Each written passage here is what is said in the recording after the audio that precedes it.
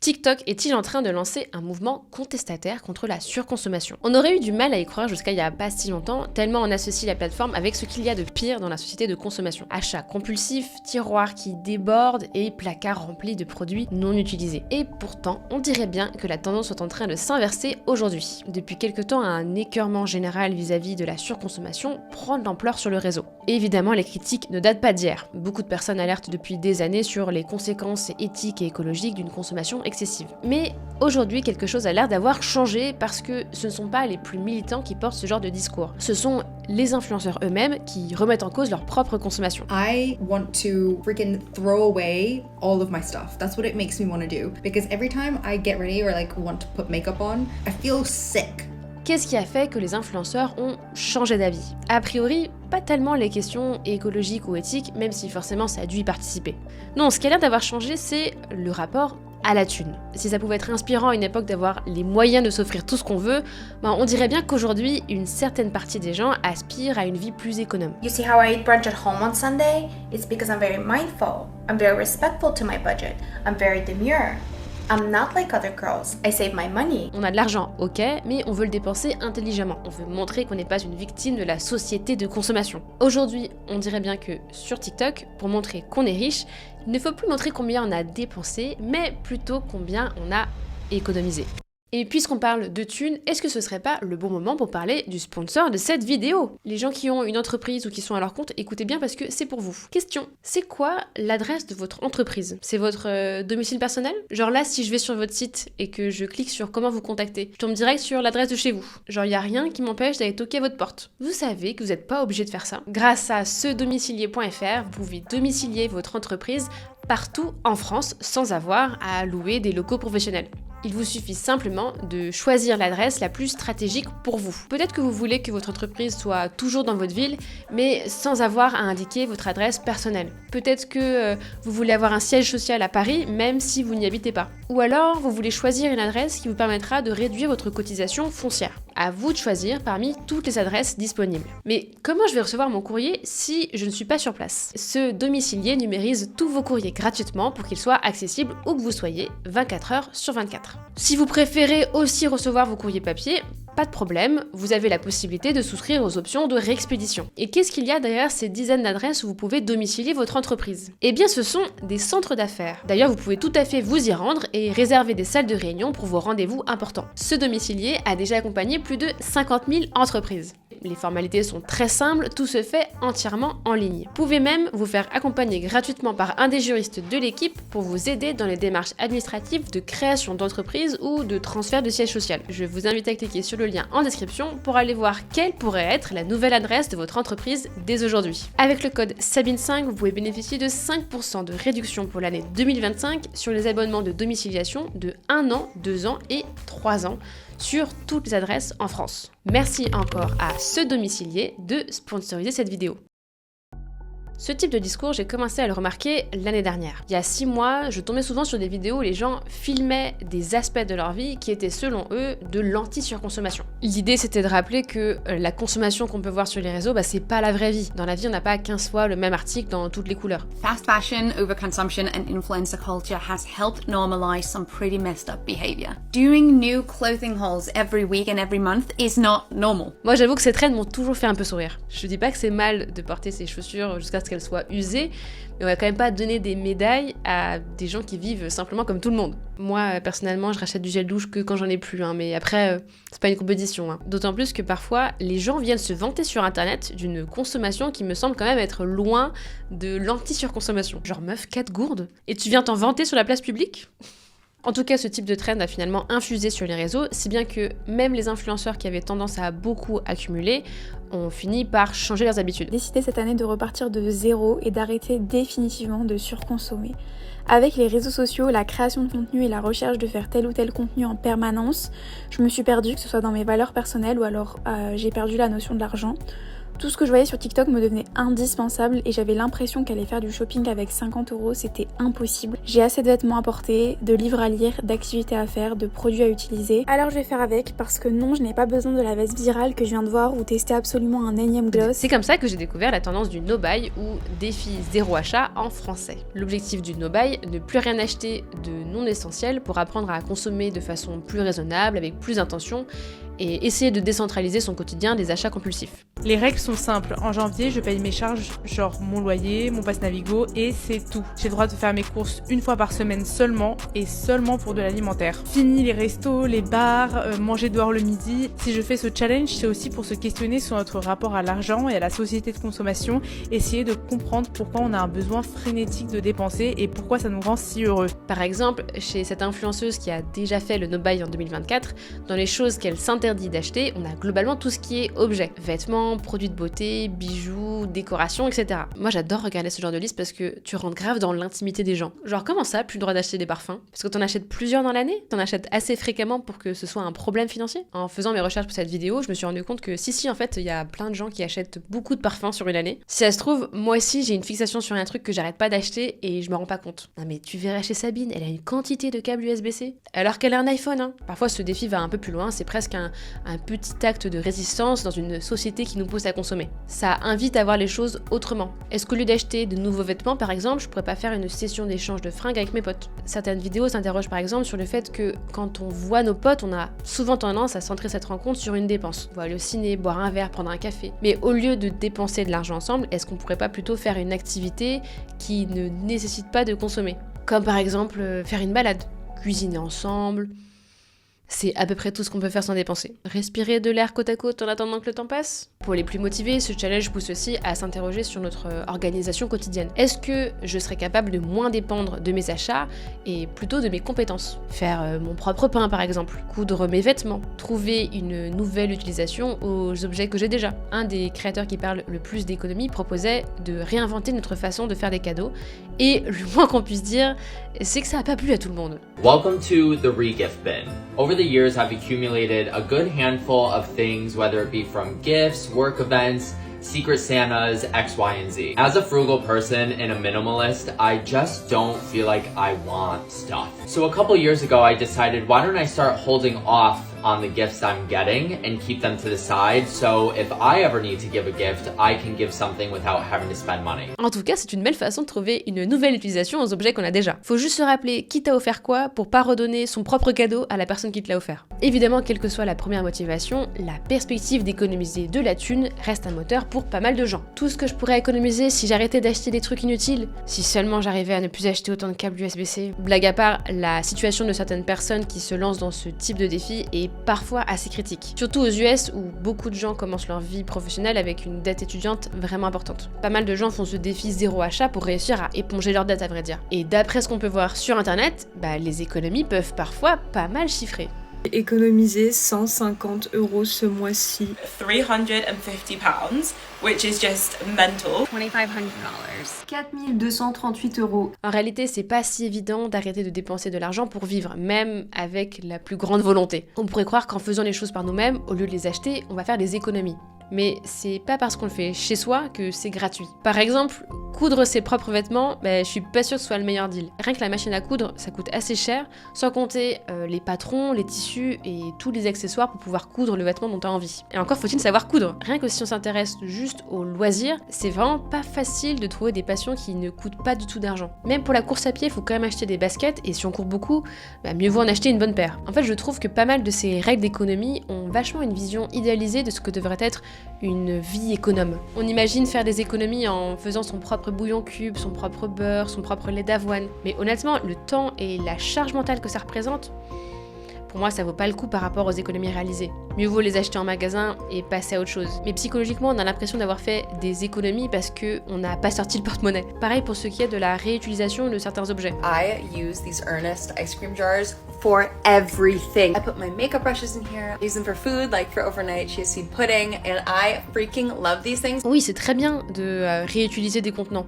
mais c'est pas ce qui va faire la diff à la fin du mois, et c'est très anecdotique comme économie par rapport à plein d'autres dépenses dans le mois. Alors, je sais pas pourquoi, mais réutiliser des bocaux, ça revient souvent comme conseil d'habitude de vie économe. Il doit y avoir quelque chose de symbolique dans la tête des gens dans le fait de réutiliser des contenants qu'on n'a pas acheté pour être des contenants à la base. J'ai acheté une glace et maintenant j'ai un contenant en verre que je peux réutiliser. Du coup, c'est un peu comme si j'avais meublé mon appart gratos. This is your reminder that $10,000 a year is just $27 a day. So stop spending your money on all the stupid shit you don't need because that's where all your money's going.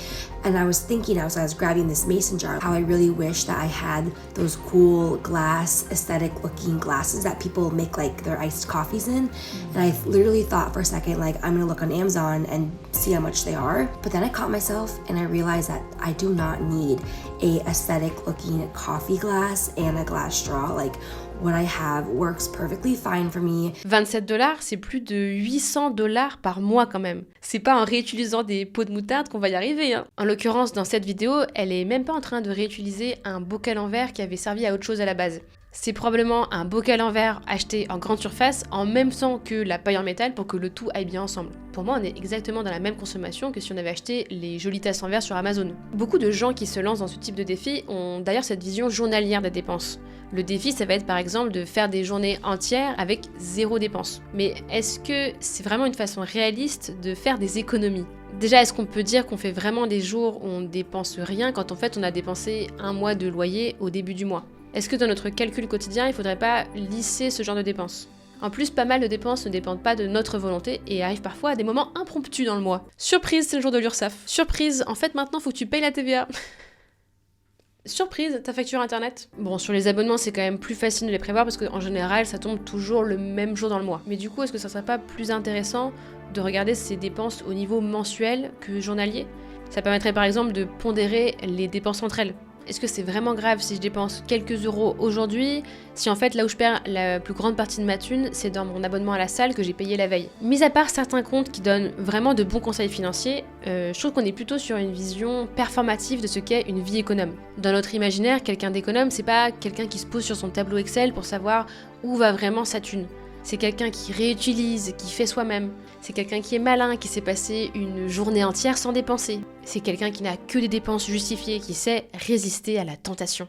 Et à force de regarder ce genre de contenu, je me rends compte que ce qui est considéré ou pas comme une dépense justifiée varie énormément d'une personne à l'autre. Une même dépense peut être perçue comme futile chez quelqu'un, mais acceptable chez une autre. Tout dépend finalement du rapport de chaque personne au plaisir, de quel plaisir mérite qu'on dépense de l'argent. Chez beaucoup de gens, on estime par exemple qu'acheter du maquillage, c'est un achat inutile dont on peut très bien se passer. As soon as I paid off the debt, I made a new goal of saving $100,000 for a down payment on a condo. Being able to own my own home will give me a far better feeling than buying new makeup, clothes, and random things that I won't even remember in a couple of days, honestly. On the weekends, I want to be out on parks, going to my boxing class, or hanging out with my husband at a cute coffee shop. Ce qui est marrant, c'est que dans son week-end, on a finalement pas mal de dépenses. Un cours de boxe, un passage dans un café sympa. On est à peu près sur des dépenses équivalentes par rapport à un nouvel achat de fringues ou de maquillage. Et on est aussi sur des dépenses pour lesquelles il y aurait des alternatives plus économiques. On pourrait très bien faire son sport ou son café chez soi par exemple. D'ailleurs, c'est ce que recommanderaient de faire plein d'autres gens qui affichent une vie économe.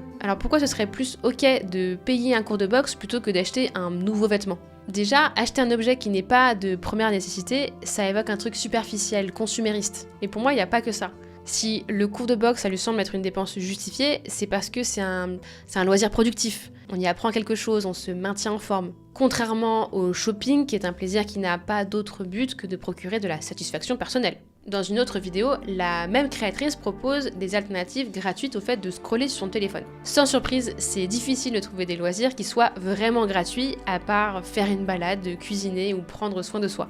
Dans le reste des choses qu'on pourrait faire, elle nous encourage à laver notre appartement, à regarder un documentaire. Mais est-ce qu'on est vraiment sur le même niveau de détente que scroller sur son tel ? Laver son appart ou arranger ses finances, on est quand même dans une zone grise de la détente. Il va me falloir une meilleure proposition que ça pour que je lâche mon téléphone, hein. Ce que je trouve marrant, c'est que d'un point de vue purement économique, scroller sur son téléphone, c'est une activité super rentable. Du coup, pourquoi il faudrait ne pas scroller si on veut faire des économies? Pareil pour un abonnement de streaming d'ailleurs. Pour moins de 10 € par mois, on a des heures et des heures de distraction. On est sur une très bonne rentabilité horaire. Bon, je comprends que ce soit lassant à la longue de n'avoir que le téléphone pour se distraire. Mais j'ai le sentiment qu'il y a comme un malaise dans ces contenus dans le fait de ne rien faire. Parce qu'avoir du temps libre, ce serait prendre le risque de dépenser. I don't give myself time to shop. Seriously, I have to make time to go to the stores. I work full time and whatever time I have left over after work, I spend creating videos and working on my side hustles. En fait, ces contenus, ils ont tous plus ou moins un rapport ambigu avec le plaisir. On voit bien qu'il y a une hiérarchie qui se fait entre les plaisirs qui va au-delà d'une question purement économique. On ne veut pas seulement limiter les plaisirs qui coûtent de la thune. On veut limiter les plaisirs tout court.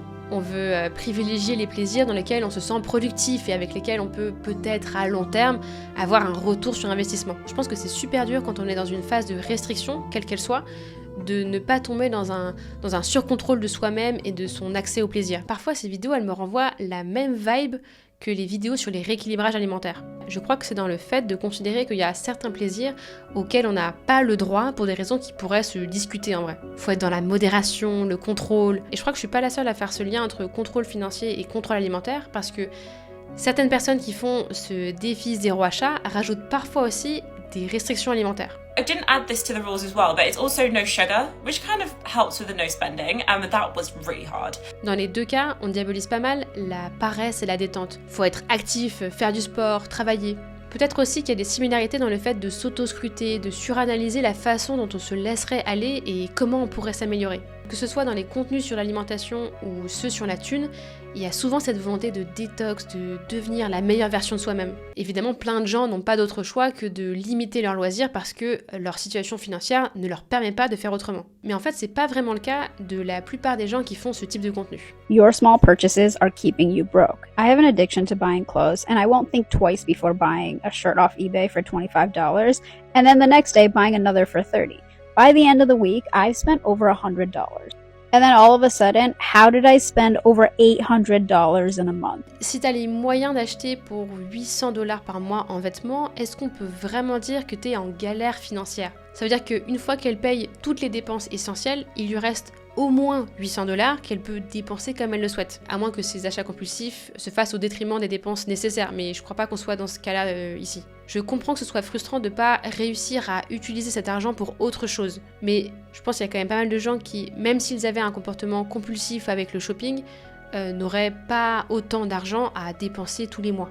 On n'a pas tous le même budget de départ quand on parle d'économie et de no buy. So in 2023, I spent $10,956 annually, which averages $913 per month. And this year, I spent $2,298 shopping. Ça fait $8,000 d'économie à l'année quand même. Et c'est là que le terme économie a son importance quand même. C'est pas $8,000 qu'on gagne en plus et que vous et moi pourrions avoir d'ici la fin de l'année si on se lançait dans un défi de ce style. C'est $8,000 que cette personne touchait probablement déjà et qu'elle a juste décidé d'allouer différemment en 2024. En fait, les défis no buy qu'on voit sur les réseaux, c'est souvent un échantillon non représentatif de la population. La plupart du temps, c'est déjà des gens qui estiment surconsommer, donc c'est pas étonnant que le budget qu'ils allouent aux dépenses non essentielles soit généralement plus élevé que la moyenne. Et surtout, la plupart sont des influenceurs, souvent même des influenceuses lifestyle. C'est leur job de tester des produits et d'avoir plein de fringues différentes. C'est aussi une des niches de la création de contenu qui paye le mieux. Leur mode de vie, il est souvent bien différent d'une personne lambda. C'est pour ça que je trouve que c'est difficile de se reconnaître dans la plupart des défis no buy et des économies qui sont réalisées. C'est cool d'avoir économisé de l'argent en faisant du sport chez soi plutôt que d'aller au Pilates. Mais qu'est-ce qu'on fait si on n'avait déjà pas les moyens d'aller à une salle de sport ou de se payer un matcha tous les jours? Pour pouvoir faire un défi anti-surconsommation, encore faut-il avoir les moyens de surconsommer. Pourquoi des gens qui gagnent bien leur vie s'imposent à un mode de vie économe? S'ils ont de l'argent, pourquoi ne pas dépenser leur thune comme ils en ont envie? Bon, dans pas mal de cas, le but de ne pas surconsommer quand on a déjà de l'argent, c'est de pouvoir économiser assez d'argent pour investir et devenir propriétaire. Mais parfois, des gens qui ont de l'argent s'imposent ce mode de vie frugal simplement par conviction morale. Ever since I started making more money, people have been asking me, Alex, aren't you tempted now to spend more and buy more stuff? And my question to that is, buy what? What more could I possibly buy? Because to me, being rich or being well off is so much more than just buying stuff. Buying stuff to me is just prison. Buying a bigger place, buying a bigger car, buying more stuff. That is just something that holds you down, at least for me. Je crois que dans ces vidéos, il y a vraiment une volonté de montrer qu'on a conscience de la valeur de l'argent, même si leur situation financière les place largement au-dessus de la moyenne. Je gagne peut-être 200K à l'année, mais j'ai les pieds sur terre, moi, madame. Je ne suis pas comme ces riches qui dépensent leur argent dans des trucs superficiels. I've actively been trying to not fall into the trap of a lifestyle creep, spending more as I earn more. And it's only been a week, but there's something really calming about not needing anything, not impulsively buying the best or the latest, and a newfound appreciation for things I already have. As someone who could very easily spend a lot in a week, there's been a sense of stillness in just not doing it. Non mais je vous dis, c'est une charge mentale de dépenser son argent quand on en a trop. Je pense que dans certains cas, ce discours autour des économies, il entretient un storytelling un peu méritocrate. Ça permet de rappeler parfois qu'on n'a pas toujours eu des bons moyens financiers, qu'ils ont eu eux aussi leur période de galère, et que c'est pour cette raison qu'aujourd'hui, ils arrivent à ne pas être déconnectés de la réalité. Je précise quand même que certaines personnes que j'ai citées dans cette vidéo étaient vraiment dans des situations d'endettement très compliquées. C'est marrant comme maintenant qu'ils ont une vie plus confortable, leurs conseils autour de comment économiser de l'argent a une valeur différente. Un mode de vie économe, c'est stylé quand c'est un choix et que t'as de la thune. Ça l'est beaucoup moins quand tu le fais parce que t'es juste en galère. En tout cas, c'est sûr que c'est une bonne chose que ces personnes mettent en avant une consommation plus raisonnable. Qu'ils le fassent parce qu'ils ont envie de régler leurs dettes ou parce que c'est plus aussi cool de surconsommer, à la limite on s'en fout. C'est moins de fast fashion, c'est moins de gâchis, c'est moins de dépenses. Ceci dit, je trouve ça intéressant comme ces discours s'imprègnent d'une mentalité que j'ai l'impression de voir partout sur internet, quel que soit le sujet que je choisis. C'est une mentalité de contrôle, de modération. De la même façon qu'on cherche à avoir le parfait équilibre en termes de santé ou d'alimentation, j'ai l'impression qu'on cherche aussi à avoir le parfait équilibre en termes de gestion financière. Je pense que dans certains de ces contenus, à la base, il y avait vraiment une volonté de décomplexer les gens, de montrer qu'on pouvait très bien s'amuser, faire du sport, voir ses amis, même sans avoir d'argent. Mais j'ai l'impression que de plus en plus de gens qui ont une bonne situation financière se lancent aussi dans ce type de défi. Et ça change pas mal le message finalement. Ça met en place un nouveau modèle de réussite. Réussir sa vie, c'est ne plus être endetté, avoir de la thune, mais réussir à ne rien acheter quand même. C'est la fin de cette vidéo, j'espère qu'elle vous aura plu et qu'elle vous aura fait réfléchir sur vos résolutions 2025. On se retrouve très vite pour une prochaine vidéo et d'ici là, on se donne des nouvelles sur Insta. Ciao ciao.